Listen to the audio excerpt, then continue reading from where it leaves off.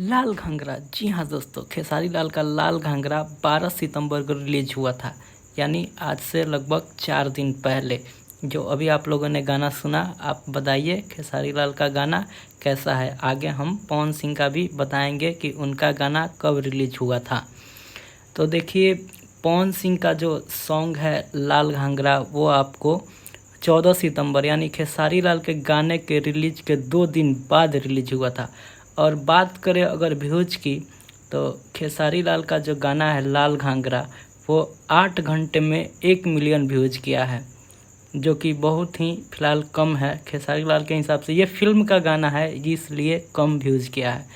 अब बात करते हैं पवन सिंह के गाने की। तो पवन सिंह का जो है वो एल्बम का सॉन्ग है, और वो 10 मिलियन और लगभग 10 मिलियन से प्लस क्रॉस कर चुका है, और अभी पूरे इंडिया में नंबर 1 पे ट्रेंडिंग कर रहा है।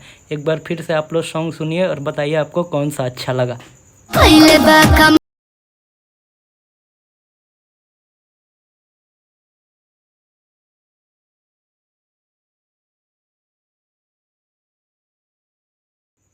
जहाँ तक मेरी पसंद की बात है, मुझे तो पवन सिंह का लाल घाघरा बहुत ही अच्छा लगा है।